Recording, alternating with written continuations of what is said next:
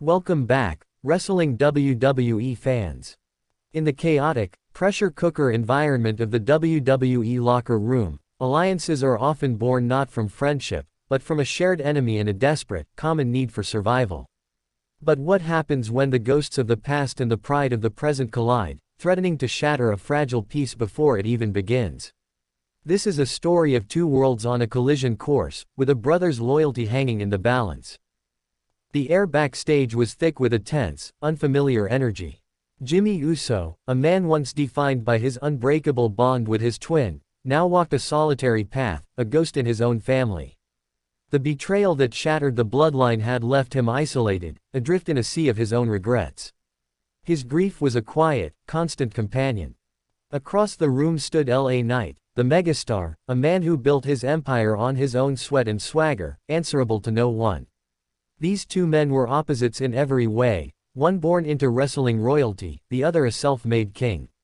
Their history was not one of camaraderie, but of brutal, physical confrontation. They were not allies. They were enemies. Please like, share and subscribe for more WWE content.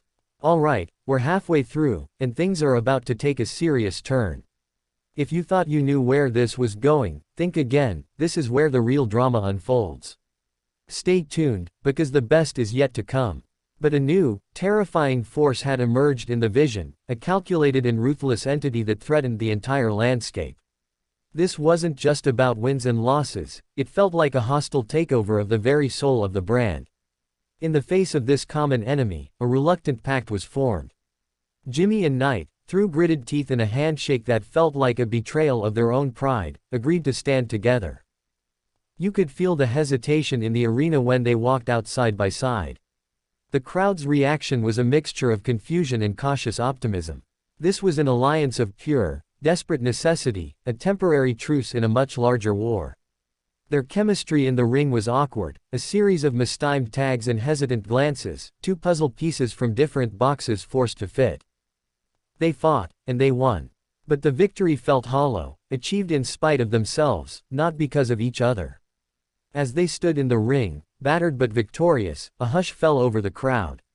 Another figure emerged at the top of the ramp. It was Jey Uso. Main event Jey. The other half of a soul that had been torn in two. The look on Jey's face was not one of celebration. It was a storm of conflicting emotions. He saw his brother, his twin, the man he had fought beside his entire life. And he saw LA Knight, a man he had his own storied, violent history with. The scars of those battles, both physical and emotional, were still fresh. Jimmy's eyes pleaded with his brother, a silent ask for understanding, for a fraction of the old trust. This was his chance at redemption, at proving he could stand for something again.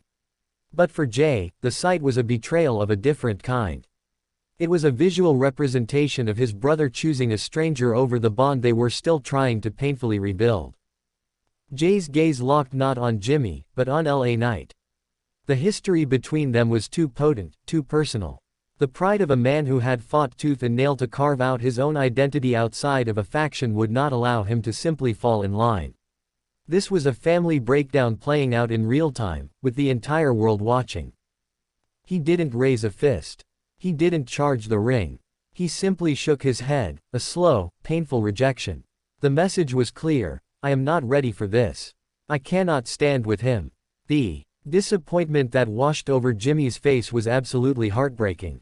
His path to redemption had just hit a wall built from his own past mistakes and his brother's justified pain. LA Knight, ever the individualist, simply shrugged, his expression saying, "Yeah, that's what I thought." He didn't need Jey's approval. But Jimmy did. He needed it more than he needed the victory. The real backstage dynamic here was a tragedy in three acts. One brother seeking forgiveness, one brother too hurt to give it, and a lone wolf caught in the middle. This is the real human cost of these wars. It's not just about championship opportunities, it's about the fractures they create in real relationships. The grief of a broken bond, the scandal of choosing a new ally over blood, the painful, slow process of healing that can be undone in a single, silent moment. Jey's refusal wasn't an act of malice, it was an act of self-preservation.